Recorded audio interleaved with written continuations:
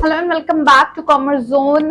ये वीडियो में हम डिस्कस करने वाले हैं साइंटिफिक मैनेजमेंट में जो एफडब्ल्यू टेलर ने कुछ प्रिंसिपल्स दिए थे उनको फॉलो करने के लिए क्या टेक्निक्स दी हैं, इसके बारे में हम बात करेंगे। तो टेलर ने टोटल 5 टेक्निक्स हमें दी, जिसमें से पहली टेक्निक थी फंक्शनल फोरमैनशिप। फोरमैनशिप का मतलब होता है वो इंडिविजुअल जो इस काम को करेगा, और फंक्शनल का मतलब है कि वो फंक्शन जो ये इंडिविजुअल करेगा, राइट। तो उन्होंने जो फोकस किया वो पूरी तरह से स्पेशलाइजेशन पे फोकस करा। उन्होंने कहा कि एक आदमी को एक काम दो और वो उस काम में हर बार बेटर बेटर बेटर परफॉर्म करेगा और एफिशिएंसी ले आएगा, राइट, परफेक्शन ले आएगा। यानी कि जैसे अगर आप बैंक में हो, आपको हर बार कैशियर की ड्यूटी देंगे तो आप नोट गिनने में एकदम परफेक्ट हो जाओगे, कोई भी गलती आप नहीं करोगे। यहाँ पर फ्योल ने भी इसी तरह का एक प्रिंसिपल दिया था स्पेशलाइजेशन को लेकर कि एक आदमी को बार बार रोटेशन मत करो, ट्रांसफर्स मत करो, राइट, बार बार निकालो मत, जिससे आदमी जो परफेक्ट हो जाएगा। लेकिन उन्होंने उसी प्रिंसिपल को थोड़ा सा और एडवांस लेवल पे लेकर आए, क्योंकि वो एक फैक्ट्री के अंदर सीईओ थे, एक उनकी मतलब टेक्निकल जॉब ज्यादा थी उनकी कंपनी में। तो उन्होंने फैक्ट्री के पॉइंट ऑफ व्यू से जो है इस तरह से कहा कि फैक्ट्री को हम 2 तरह से डिवाइड करेंगे, एक को हम प्लानिंग डिपार्टमेंट बनाएंगे और एक को हम प्रोडक्शन डिपार्टमेंट बनाएंगे, राइट। तो complete factory will be divided among 2 departments, और उन डिपार्टमेंट्स के अंदर भी हम 4 अलग अलग इंचार्जेस बनाएंगे जो वर्कर्स को पूरी तरह से अपने अपने की रोल के लिए काम करवाएंगे, ठीक है। तो प्लानिंग डिपार्टमेंट में इन्होंने 4 क्लर्क्स को हेड इंचार्ज बनाया। पहले उन्होंने कहा एक रहेगा रूट क्लर्क, फिर एक रहेगा इंस्ट्रक्शन कार्ड क्लर्क, एक रहेगा टाइम एंड कॉस्ट क्लर्क और एक रहेगा डिसिप्लिनियन। इन चारों के अपने अपने की रोल्स थे।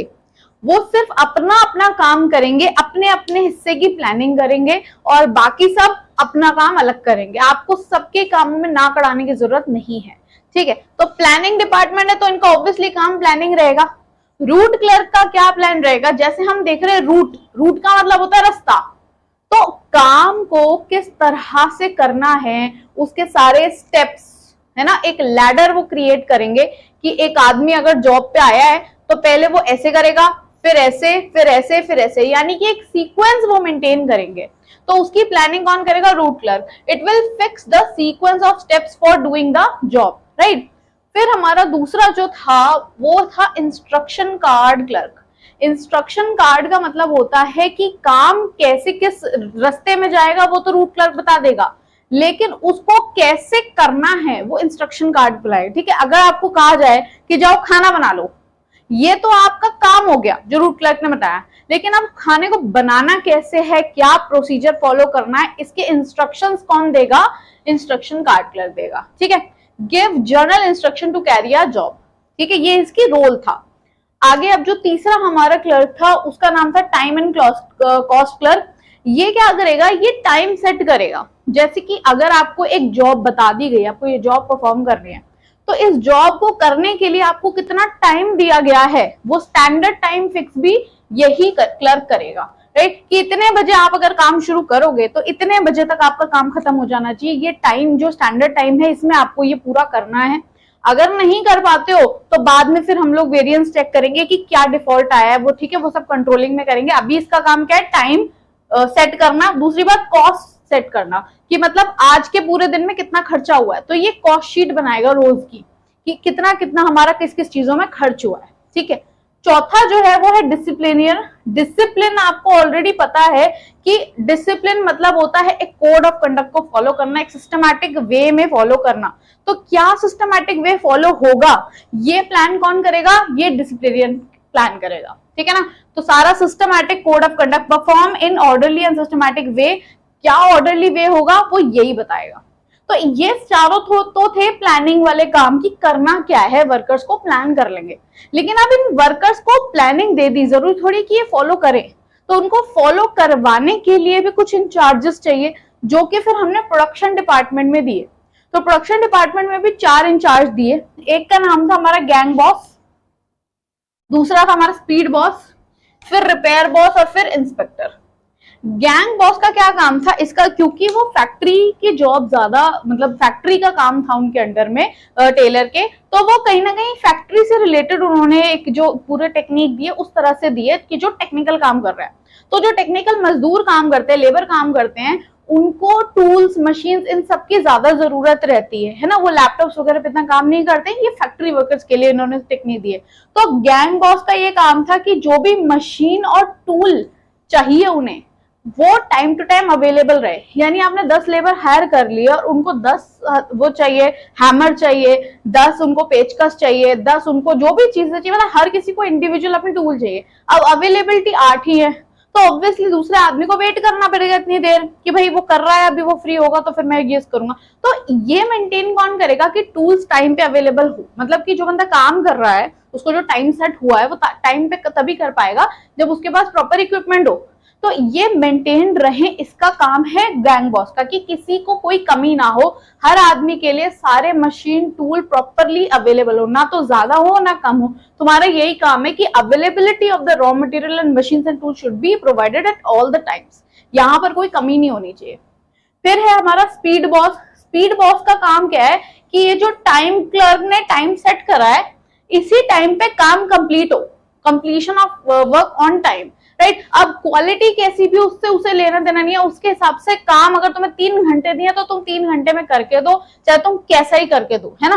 तो अब ये स्पीड बॉस का काम है, क्योंकि अगर इसको बार बार को बंदा बोले कि भाई जल्दी करूंगा तो काम खराब हो जाएगा, है ना, तो फिर ये तो फिर कहेगा चलो ठीक है तू आराम आराम से कर ले, लेकिन कर ले, तो फिर तो वही वाली बात होगी कि मजदूर अपने हिसाब से काम करेगा, है ना, तुम्हें बेवकूफ बना के आगे निकल जाएगा। तो उसको सिर्फ ये ड्यूटी दी गई है भाई तुम्हें टाइम पे काम कराना है, चाहे तुम कैसे भी कराओ। और इसी को मतलब क्वालिटी हो तो उसके लिए हमने इंस्पेक्टर को रख लिया कि तुम्हारा काम है क्वालिटी चेक करो कि काम जो है वो एकदम परफेक्ट क्वालिटी में हो रहा है, आउटपुट में कोई कमी नहीं हो रही है।